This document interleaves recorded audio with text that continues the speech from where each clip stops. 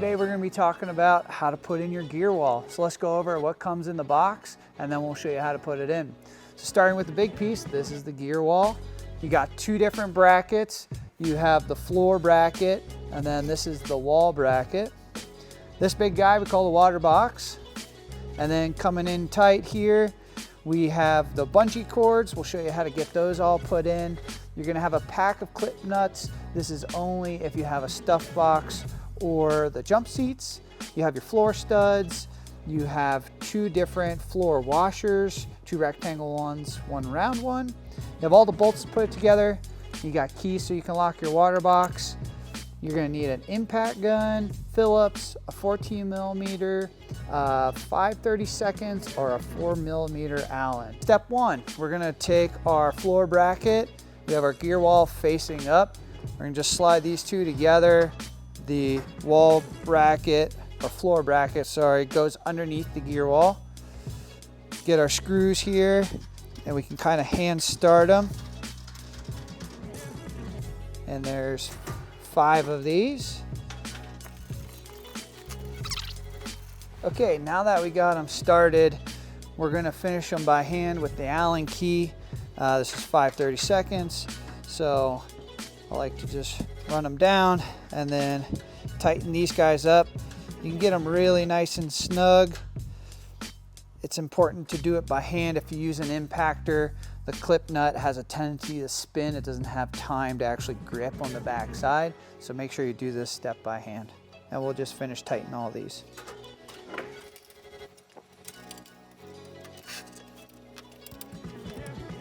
Step 2 is if you're getting a stuff box or jump seats, we're gonna put the clip nuts in. These small rectangle holes, you have 5 of them up top here. That would be for the stuff box. And then you're gonna have 4. You got a set of 2 here and a set of 2 here for the jump seats. So let me show you up close how to put those in. We're gonna just flip this whole assembly upside down on the table here and we can get in tight and I can show you how to put them in. So here's what a clip nut looks like up close if you've never seen one. It's got 2 little ears on it. So the goal here, once the gear wall's upside down, we're gonna put one of the ears in the slot and then take a flat blade screwdriver and you can press down on the other side of the ear and you'll hear it. You can kind of get it started and then just push it and boom, it's locked in. And the key here, you can see on these holes, they're actually not squares, they're rectangles. So this allows movement side to side.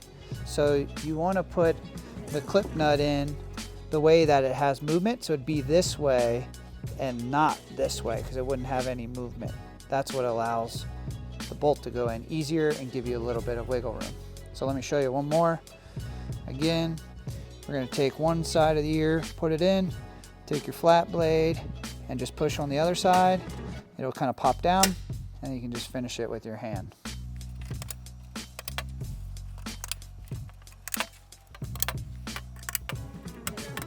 Step 3, we have our bungees. So these guys can really go a lot of different places on the gear wall. We like to kind of line them up, these kind of teardrop holes here. So how we like to do it, we tie a knot on one end. So just a real basic knot there. Pull that guy tight. And then you can come from the back of the gear wall. You're gonna wanna do this before you get it in the van. And take it through the top.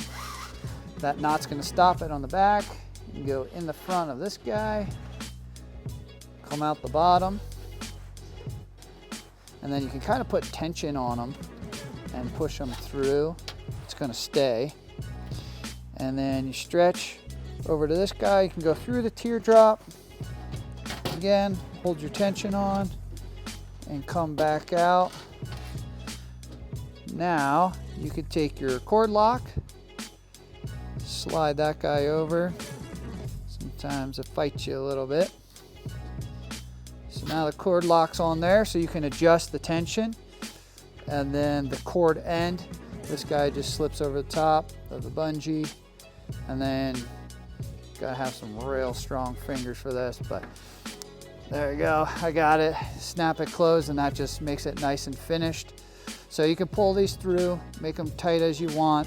And then, like I said, you can put them in any hole pattern. We give you 4, so you can go crazy and get more bungees, just a standard bungee. For the Gearwall, these factory bungee nets gotta go. It's close to working, but we just don't want to take the chance of it rattling on it. And there's just a bunch of screws into this plastic. So let's just take off this top one and the lower one. And we've already cheated and taken them off and lost the factory screws. So there's only 4 screws holding ours in. Preparing for the Gearwall, these are the factory rings. They're kind of like L-track pucks. So you're gonna have 1, 2, 3, 4, 5 of these guys that we gotta take off. Starting at the top, they have this like plastic over top, or rubber, I guess it is. And you can kind of just wiggle that out over the top. So that guy just simply pops off. We won't be reusing those. So we set that aside. And now they're getting into the actual ring part. So the hard part about this is you can't get your fingers down in there to actually pull it out. And let me show you an up close of how these actually work. This is what the factory D-ring or O-ring, whatever you want to call it, looks like. And how this works, it has a spring right here. You put your 2 fingers on the outside and you put your thumb on the back side, and you can see when you compress it, it comes out. So basically, we're not able to do this with our fingers right here because of this round hole. There's no way you can get in there to kind of do that action. So in order to do that, the best technique I found, you take 2 flat blade screwdrivers and you can come in here and wedgie both sides up, and the goal is to turn it sideways. So this one wasn't too hard. So now that's sideways, we'll be able to move it. The next thing we really want to pay attention to is there's screws that hold the actual puck in. Some of those screws are sideways and some of them are flat. So on this particular one, it looks like we're going to be able to go to the right to get this out. So it's not pretty, but you kind of just can wedgie it out if it'll work, and boom, we got it out. So if we get in close here, you can see that this screw head is actually sticking up, so we couldn't go that way, and this one is much flatter, so we're able to move it out to the right. Now that we got our O-rings out, we're going to be replacing them with the studs. So in your kit, if you got a Gearwall and a Waterbox, you're going to have 3 of these for this side, for the passenger side, and then you'll have 2 if you got the seats over here, the drawer box and the bungee box. So these guys, kind of the same way that we got the O-ring out, you're going to want to go in the side where the screw's not sticking up near as much, and then you're going to push it into the center, and that's pretty much it. Once we tighten them down, that will force it up and these guys won't go anywhere. If you do have a screw that's a little tilted or kind of not in there in a nice position, you can actually take your drill and back it out, then slide the stud in, then put the screw back in. So that's a little hack too. So some of these studs, they're actually leaned over a little bit. And if you have one like that, you can kind of get a soft rubber mallet and give this guy a couple whacks in the direction you want it to go. You'll kind of see how once we get the Gearwall in here and we put the washer over top, if it's really tilted in one direction, the washer won't kind of want to sit flat on it. So you can just come in and give these guys just a couple light taps and it'll just reposition that puck so the stud is more straight up and down. So the next step we're going to do is take out the factory screws. There is 1, 2, 3, 4, 5, and 6. So if you just got the Gearwall, you're only going to do these 4 on the wall. And then if you got the stuff box, you're going to take these 2 out as well. These are just a simple Phillips. You just back them out. And we're going to use these when we put our wall bracket back in. But one thing that helps, you need to kind of move this plastic up and out of the way so that this can slide behind the plastic. Now, these little pry tools you might have laying around at your house, you can kind of just get one behind there. You can put just one side of the wall bracket in, and once that's in, you can just slide the whole rest of it right in position. Now all we have to do is line back up the holes with the bracket behind there. It can be a little tricky to see. I'm sure it's hard to show on camera, but you can just get them started. So now I have all the screws in there started, and you can see that this whole piece can move quite a bit. So what we're going to do is pull it out on the bottom and on the top as far as we can. Then we're going to grab our tape and we're going to go off the outside edge here of this wall.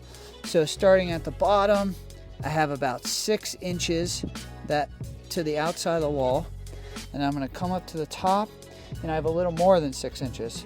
So basically I'm just going to push this back till it hits 6 inches, and that way I know this bracket is parallel with this wall, and we can go ahead and snug the rest of these down. Be careful, this is going into wood, so you don't want to go real crazy with an impact or anything, but you want these real nice and tight. We got the gear wall in the van. One thing to notice here, the outside of this edge and then the back side of the floor bracket here, there's a little gap. That gap is where you want the wall bracket to go. So it's sometimes a little difficult.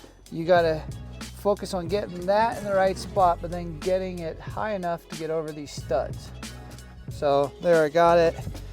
And there you can see we're over the studs on both ends.